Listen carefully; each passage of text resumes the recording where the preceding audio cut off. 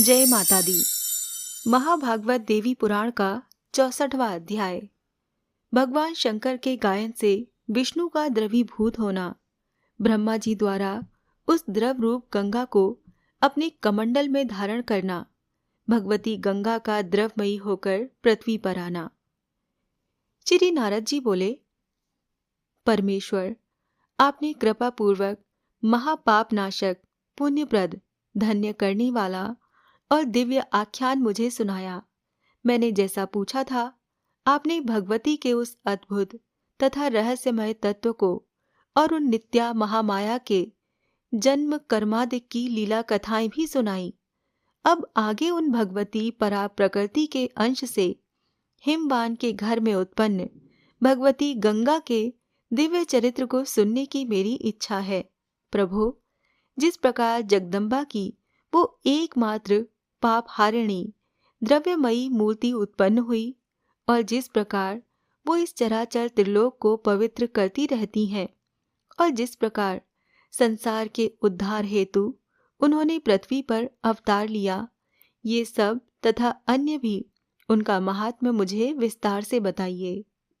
श्री महादेव जी बोले, वत्स सुनो, मैं तुम्हें पुण्यों में भी परम श्रेष्ठ पुण्य स्वरूपिणी कथा सुनाता हूँ, जिसे सुनकर पापी मनुष्य भी जन्म मरण वाले इस संसार के बंधन से मुक्त हो जाते हैं। प्राचीन काल में गंगा के विवाह महोत्सव की बात सुनकर भगवान विष्णु ने गंगा सहित प्रसन्न हुए भगवान शंकर को देखने की इच्छा से सत्कार पूर्वक उन्हें अपनी बैकुंठपुरी में बुलाया। महामुने, ब्रह्मादिक देवगण भी परमेश्वर शिव तथा जगन्नाथ विष्णु के दर्शन की लालसा से वहां पहुंचे। ये बात सुनकर मरीचि आदि दूसरे महर्षिगण भी एक सुंदर सभा का निर्माण करके वहां दिव्य आसनों पर विराजमान हो गए। एक सुंदर रत्न सिंहासन पर महेश्वर शिव को बैठाकर प्रसन्न चित्त से भगवान विष्णु ने निवेदन किया, महेश्वर, कोई गीत सुनाइए। आप दीर्घकाल तक सती के वियोग से दुखित और व्यग्र चित्त रहे हैं। उन सती ने अपने अंशावतार से आपको पुनः प्राप्त कर लिया है। देववंदित, आपको गंगा के साथ प्रसन्न चित्त और प्रसन्न मुख देखकर हम सब भी बड़े प्रसन्न हैं। विश्वेश, इसीलिए अत्यंत प्रीति उत्पन्न करने वाला आपके मुख से निकला हुआ गान हम सुनना चाहते हैं। महेश्वर, आप कृपा पूर्वक गायन करें। अमित तेजस्वी भगवान विष्णु के ऐसे वचन सुनकर भगवान शंकर ने अत्यंत अद्भुत, श्रेष्ठ और मनोहर गायन प्रस्तुत किया। मुनिश्रेष्ठ, अत्यंत मनोहारी पहले गीत को सुनकर सभी ब्रह्मा आदि श्रेष्ठ देवगण मुग्ध हो गए। नारद जी, दूसरे गीत को सुनकर बैकुंठपति भगवान विष्णु के शरीर में रोमांच हो आया और वो संज्ञा शून्य होकर पृथ्वी पर गिर पड़े। मुनिश्रेष्ठ, तीसरे गीत को सुनकर वो परमेश्वर भगवान विष्णु क्षण भर में द्रवीभूत हो गए। मुनिश्रेष्ठ, विष्णु के द्रवीभूत होने से बैकुंठ में बाढ़ आ गई तथा चारों ओर जल ही जल व्याप्त हो गया। तब ब्रह्मा आदि श्रेष्ठ देवगणों ने सचेत होकर समस्त विष्णु धाम बैकुंठ को जल से व्याप्त देखा।